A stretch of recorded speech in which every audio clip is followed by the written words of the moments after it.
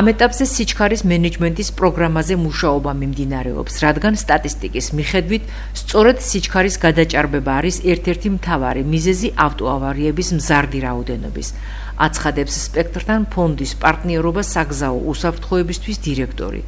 ირაკლი იზორიას თქმით, გადაჭარბებული სიჩქარით მოძრავი მძღოლი არა მარტო უნდა დაჯარიმდეს, არამედ ეს ჯარიმა აუცილებლად უნდა მიებას ქულათა სისტემას. თუ მძღოლის სიჩქარეს გადააჭარბებს, მას ქულაც დააკლდება. იზორიას განცხადებით, ქულათა სისტემაში ვიდეო ჯარიმების დამატება აღსრულების მექანიზმს მეტად ეფექტიანს გახდის. მისივე თქმით, თავად სიჩქარის ლიმიტებით საქართველოში ძალიან მაღალია ევროპის ქვეყნებთან შედარებით. სახელმწიფო მუშაობს სიჩქარის მენეჯმენტის მიმართულებით, ეს არის კომპლექსური საკითხი, ვისით რომ საგზაო შემთხვევების პირველი გამომწვევი მიზეზი სიკვდილიანობისა და დაშავებულობის არის სიჩქარის გადაჭარბება. ყოველწლიურად ხდება მზარდად და პრობლემის მოგვარება ვერ ხერხდება, გამომდინარე იქიდან, რომ სიჩქარის გადაჭარბების ფაქტებზე მხოლოდ ბოლო 2024 წლის განმავლობაში სადღაც 1,5-50,000 ჯარიმა დაწერილი და ეს ფაქტები არ არის მიბმული ქულათა სისტემაზე. შესაბამისად, ადამიანები განუსაზღვრელად იხდიან ამ თანხებს, ვისაც აქვს ამის საშუალება და მაინც სიჩქარის გადაჭარბებით მოძრაობენ.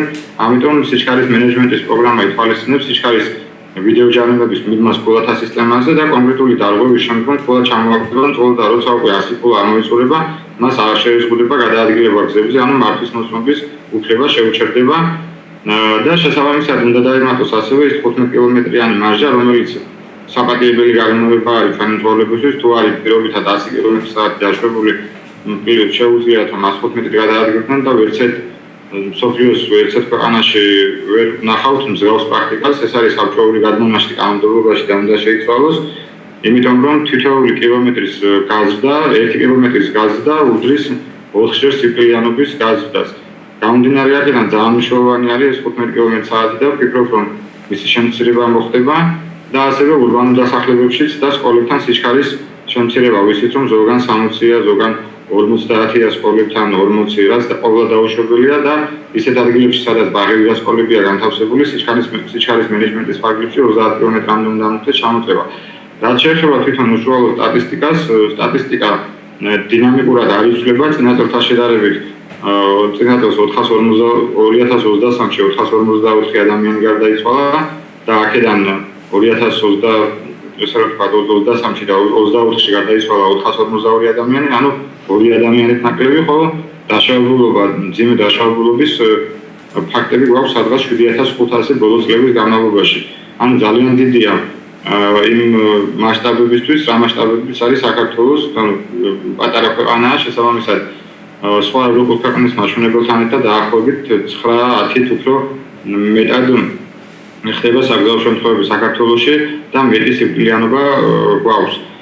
ასევე თუ ინდექსებით შევადარებთ, სხვადასხვა ევროპულ ქვეყნებში ყოველ 100,000 მოსახლეზე თუ არის 2-3 გარდაცვლილი, ჩვენ შემთხვევაში 100,000 მოსახლეზე გამოდის სადღაც 10-11 თან 12, ანუ ძალიან მაღალია. აქედან გამომდინარე სტატისტიკის დინამიკის კლება ბოლო წლებში ვერ ხდება, თუმცა მინდა ვთქვა ის, რომ რაც ეროვნული სტრატეგია ასარსებობს საგზაო უსაფრთხოების სამოქმედო გეგმა 2025 წლის ბოლომდე გეგმაში არის გაწერილი, რომ საგზაო შემთხვევები უნდა შემცირდეს 25%-მდე და დიდი იმედი მაქვს ამ გეგმის შესაბამისად იქნება ჩატარებული მოქმედებები, რაც დაკავშირებულია სიჩქარის მენეჯმენტთან, ასევე ვიცით რომ ნაცნობაზე შეიძლება კანონმდებლობა გამკაცდეს, იქ კანონმდებლობა შეიძლება ასევე გავამკაცროთ უშუალოდ ისეთ მძღოლებზე, რომლებიც ნარკოტიკული ზემოქმედების ქვეშ მართავენ ავტომობილებს და მოკლედ აღსრულების გაძლიერება იქნება საჭირო იმისათვის, რომ მაქსიმალურად მოვახდინოთ კანონდამტვერი მძღოლების შეჩერება და შესაბამისად მართვის მოწმობის ჩამოყალიბება, რომ შემდგომ ამ მძღოლებმა ვერ განახორციელონ გზებში გადაადგილება. 2023 წელს ქულების ამოწურვის გამო მართვის მოწმობა 253 ადამიანს ჩამოერთვა. 2024 წელს კი 186 მძღოლს. აღსანიშნავია, რომ ქულათა გამოკლების სისტემა ამ ეტაპზე მხოლოდ პატრულის მიერ პირისპირ დაჯარიმების შემთხვევაში მოქმედებს. ზესტაფონში უსნაძის ქუჩის გზაზე, რომელიც გომის საჩხერე ჭიათურა ზესტაფონის გზის შემადგენელია, სიტუაცია რთულია. ვითარება მას შემდეგ გამწვავდა, რაც გზის ამ პერიმეტრზე წყალგაყვანილობის სისტემის სამონტაჟო სამუშაოები დაიწყო, რამაც გზა საავტომობილო ტრანსპორტისთვის კიდევ უფრო ავარიული გახადა. არ გაგზავნა. ცუდია, რა ვიცი, ახლა ასასვლელში მაინც ძალიან ცუდია. ხედავს ყველას თუ რა გზა არის და აბუჯებულია პატრონი ახავს. ძალიან ცუდი. პრობლემა ახლა არის თავისთავად, მაგრამ ის რაც უნდა გაკეთდეს ის წყლის ვარიანტი რაც არის. იმის ახლა უნდა მოვითმინოთ რა ვქნათ პატარა ხანი მაინც. ამ ზამთარში ალბათ ესე იქნება და მე პირგამოძახულზე შეგვიძლია რომ გავაკეთებთ თავის არხები ამა. აღნიშნულთან დაკავშირებით ჩვენ ადგილობრივ ხელისუფლებასაც მივმართეთ.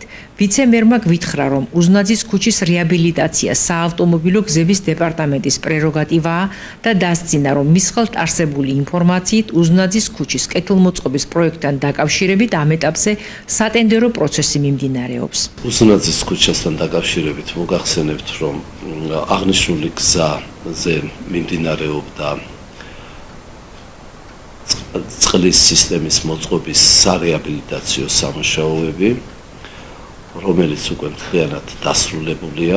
შესაბამისად გამოაცხადა ტენდერი აღნიშნული გზა არ შედის მუნიციპალურ დაქვემდებარებაში, ის ეკუთვნის საავტომობილო გზების დეპარტამენტს.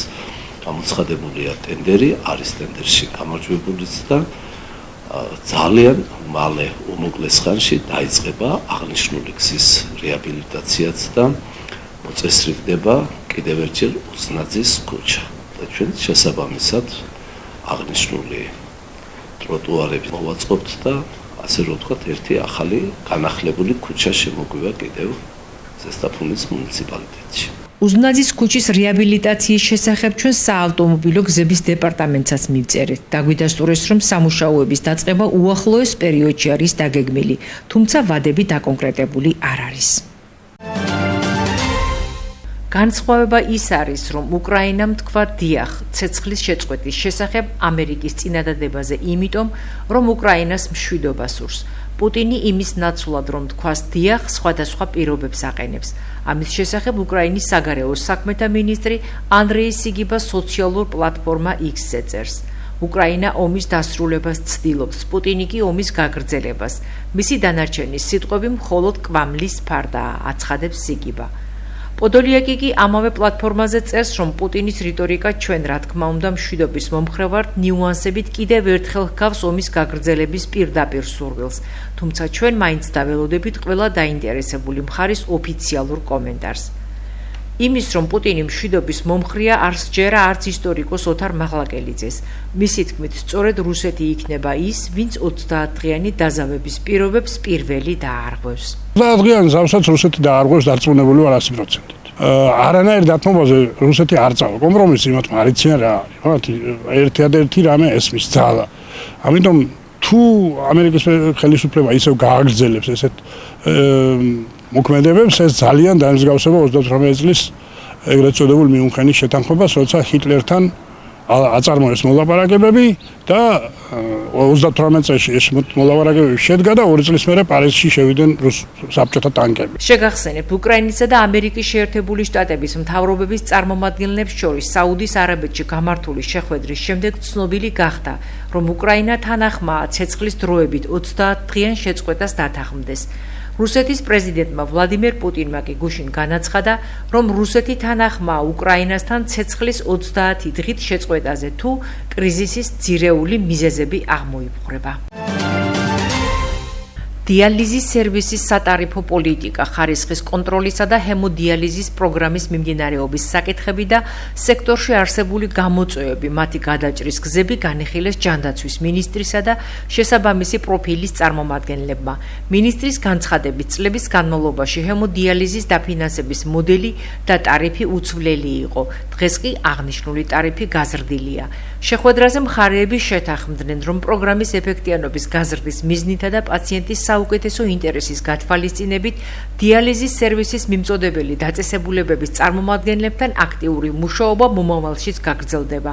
აღსანიშნავია, რომ თირკმლის მსოფლიო დღე ყოველწლიურად მარტის მეორე ხუთშაბათს აღინიშნება და მისი მიზანია ხელი შეუწყოს საზოგადოების ინფორმირებას თირკმლის დაავადებებისა და ამ დაავადებების თავიდან აცილების გზების შესახებ. განსაკუთრებული ყურადღების საგანია თირკმლის სამკურნალოდ არსებული პროგრამები, რომელიც სახელმწიფოს აქვს და ამ თვალსაზრისით განსაკუთრებული ინტერესის საგანია, რომ ეს იყოს ერთის მხრივ ყოველთვის მზარდი, გაუმჯობესებადი და რაც შეიძლება მეტად დახვეწილი პროგრამა. მიუხედავად იმისა, რომ რამდენიმე წლის განმავლობაში არ შეცვლილა პრაქტიკულად დაფინანსების მოდელი და ტარიფი, დღეს მივიღეთ გადაწყვეტილება, რომ ერთ-ერთი ყველაზე მწვავე მემართულებით, რასაც ჰემოდიალიზი ქვია, ამ მემართულებით ტარიფის გაზრდასთან დაკავშირებით.